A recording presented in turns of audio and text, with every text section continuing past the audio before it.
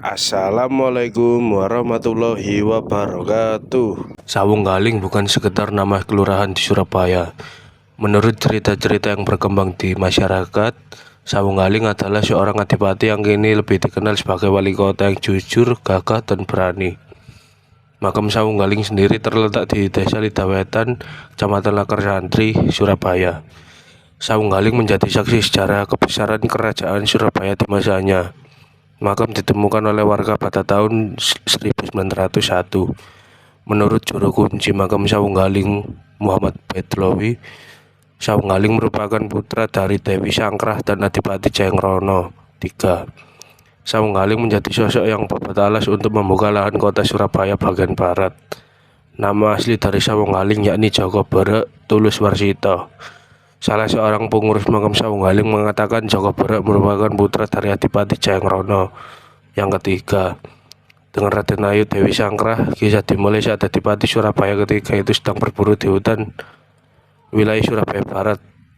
Saat itu Jayangrono III bertemu dengan Dewi Sangkrah untuk kali pertama.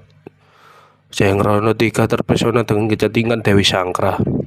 Mereka lalu menikah, namun sebagai Adipati Surabaya, Jayangrono III harus kembali ke Kadaton. Sebelum pergi, Adipati Jayangrono meminta Dewi Sangkrah untuk tetap tinggal di Donowati juga. Berarti pesan agar anaknya diberi nama Joko Berek. Jayangrono III juga memberi selendang Cindai Puspita sebagai tanda untuk mencarinya di Surabaya.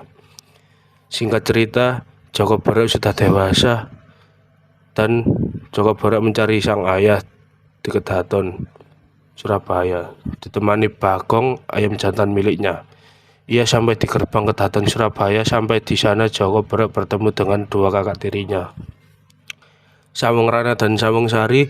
Keduanya tidak percaya jika Joko Berek adalah anak Jayangrono III. Mereka bertiga kemudian melakukan adu ayam dan Joko Berek lah yang jadi pemenangnya. Setelah itu Joko Berek bertemu dengan ayah Jayangrono III. Mengetahui anaknya sudah tumbuh besar, Jayangrono ingin memberikan mahkotanya dan Sawunggalilah yang menjadi yang keempat. Namun itu berbeda.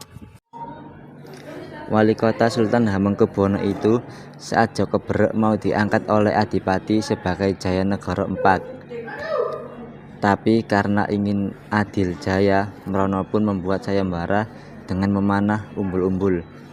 Tunggal Yoda Siti sayembara tersebut diumumkan, banyak warga dari berbagai desa mengikuti sayembara tersebut, tetapi gagal. Bahkan saudara tiri Joko Berek, yakni Sawumenarah dan Sawung Sari, juga mengikuti sayembara hingga mencoba memanah 3 kali. Mereka pun gagal sayembara tersebut. Akhirnya dimenangkan oleh Joko Berek. Sebelum sayembara tersebut akhirnya dimenangkan oleh Joko Berek. Sebelum umbul-umbul itu, Joko Berek sempat berdoa dan meminta restu dari ibunya. Jadi pas mau memanah itu, Joko Berek berdoa, "Biung Dewi Sangkrah, anakmu ingin koyok Joko Banyumili Dewi Sangkrah. Aku anakmu mau ikut sayembara. Beri izin saya seperti air yang mengalir." Meski telah memenangkan sayembara itu, Joko Berek tidak mudah. Ia harus melawan kelicikan penjajah Belanda yang ingin menghasut dua saudara tirinya untuk menggulingkan jabatan. Jadi memang saat itu Belanda ingin menyingkirkan Adipati nomor 3 dan menguasai Surabaya. Sebab saat itu Adipati Jayanegara tak mau bekerja sama dengan Belanda. Begitu pula dengan Joko Berek.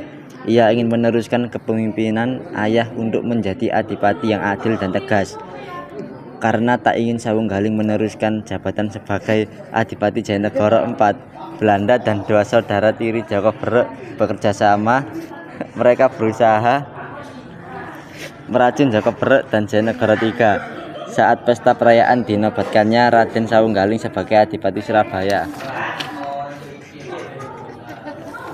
Beruntung aksi tersebut akhir diketahui oleh paman Sawunggaling.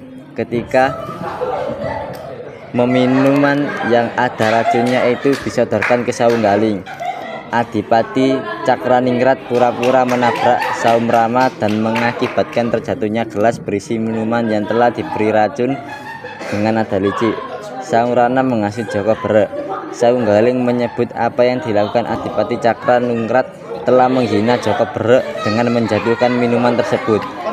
Mendapat hasutan itu, Joko Berek marah dan mengajak Adipati Cakraningrat keluar dari kadipaten.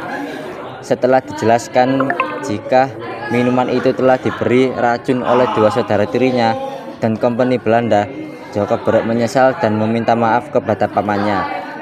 Sejak itu Sawung Galing sangat benci dengan Belanda dan selalu memusuhi Belanda. Itulah sedikit cerita tentang Sawung Galing. Wassalamualaikum warahmatullahi wabarakatuh.